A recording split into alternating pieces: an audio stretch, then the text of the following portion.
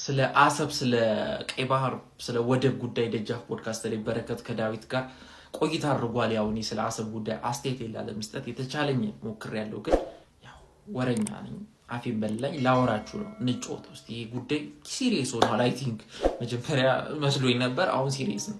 በጣም ተመችቶናል ማለት እንዴት ልበላችሁ። አሁን የአሰብ ጉዳይ አሰብ ሳይሆን የወደብ ጉዳይ ለኢትዮጵያ ወሳኝ ነው ምናምን የሚል ክርክር ውስጥ ለባንገባ ደስ የሚለኝ በቃ ምንም ጥያቄ የለውም። ኢትዮጵያ ወደብ ያስፈልጋታል። አሁን ላይ መስል ይችላል፣ ወደፊት ያስፈልጋል። ስለዚህ ጠቅላይ ሚኒስትሩን በዚህ በጣም ነው የምናመሰግነው ዶክተር አብይ።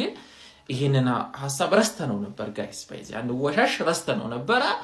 መጥቶ ነው እሱ እንዴት ነው ጋይስ ፍላጎት የላችሁም እንዴ ተኛችሁ እኮ ያለን እሱ ነው። ቴንኪዩ እናመሰግናለን። አንድ ኢትዮጵያ መሪ ሊያደርገው የሚገባው ነገር ነው ያደረገው። አሁን ግን እንዴት ነው ምን ይዘው ላይ ነው እኔ ምፈራው እሱ ነው። ጋዜጠኛው በረከት ምን ብሎ ይጠይቀዋል፣ ዳዊት ማለት ነው። እንዴት ነው ኢትዮጵያ ወደብ ልታገኝ የምትችለው ሲለው፣ አሰብ ልታገኝ የምትችለው ሲለው በጉልበት ነው ብሎታል።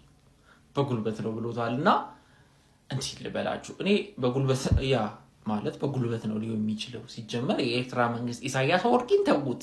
ኢሳያስ አፈወርቂ በውይይት ምናምን አይደለም ሌላም የሆነ ዘመናዊ የምትሉዙላ መሪ ኢሳያስ አፈወርቂን ተክቶ ቢመጣ እንትን ይላል ብዬ አላምንም። ይሄንን እኔ ከኢትዮጵያ ጋር ተወያይቶ ወደብ ምናምን አያላስም። ስለዚህ በጦርነት ማለቱ ልክ ነው።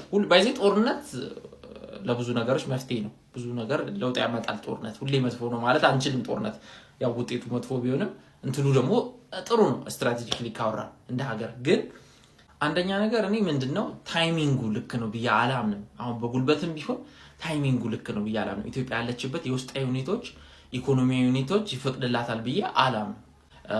ምንድነው መሰላችሁ በረከታውን ኤርትራንም ዩኤንንም አቃሎ ሲያወራ ሰምቻለሁና ኤርትራን እሺ ኦኬ ሜቢ ግን ዩኤን ስቲል ያረጃ አንበሳ ቢሆን እየወደቀ ያለም ቢሆን ስቲል እንዳለ ለማረጋገጥ መለማመጃ ሊያረጋግጥ ይችላል። ተውት የአሜሪካና የዩኤን ሳንክሽን አዳክሞ ነው የሚጨርሰን ነውና ተጨማሪ እኛ ላይ ሳንክሽን በዚህ ሰዓት ላይ መጨመሩ ሌላውንም ነገራችንን ኦሬዲ ያለንም ነገር ያዋዥቋል ብዬ ነው ማምነው። ስለዚህ አንደኛ የነሱ ጀማ አይደለንም። አሁን ባለው ሁኔታ ዩኤኢ ነች ወሳኛ እንትላችን። ዩኤኢ በዚህ ጎረምሳ ኃይለኛ ኢምፔሪያሊስት ይወጣት ነው። ይመቻት ይቻማት። ያው ትንሽነቷ አንዳንዳት ንቋት ትንሽነቷን አይታችሁ በዚህ ጸዴ ቡድን ይዘናል። ግን አሜሪካን ትንሽ መልቲ ፓወሮች እንደ ወርልድ ዋር 1 ጊዜ እንደነበረው መውጣት ጀምሯል ብሏል። እውነት ነው። ግን ስቲል ዩኤን እና ዩኤስኤ ኢትዮጵያን የማዳከም በኢኮኖሚ የማድቀቅ አቅም አላቸው። ዓለም ነው የሚያገለን ሰዎች። ሲቀጥል በባለፈው ሐሳብ ላይ ዩኤኢ በጣም በቃ አዲስ አበባ ተሽጣለች ምናምን ብሎ ሐሳብ አንስቶ ነበር በባለፈውና አሁን ግር አለኝ። ግን ያ እውነቱን ለመናገር እንኳን ወደቡን ለማምጣት እንኳን ውሃ ደምን ብንሸጥ ችግር የለውም። አባይን ራሱ ማረክ ካለብን ማረግ ኢትስ ኦኬ ወደቡን ለማግኘት ማለት ነው። ለምን ይጠቅመናል? ጥቅም ስላለው። ግን ወደቡን ማልማት ራሱ ልፋት እኮ ነው። አሰብ እኮ አልነኩትም እኮ ከሄዱ እኮ ሰዎቹ ጣሊያን እኮ በነካካችሁ እኮ ነው ያለው ወገን።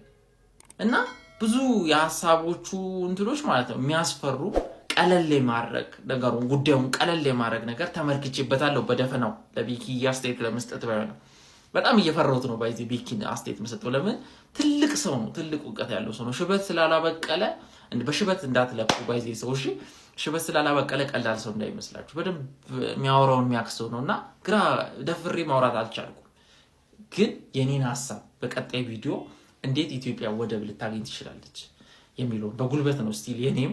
ግን ጉልበቱ መቼ እንዴት በምን አይነት መንገድ የሚለውን ሐሳብ ባገባይ ደረጃ ከዚህ ፊት ባዩዋቸው ነገሮች ደረጃ አስተያየት ይሰጥበታለሁ አይደል?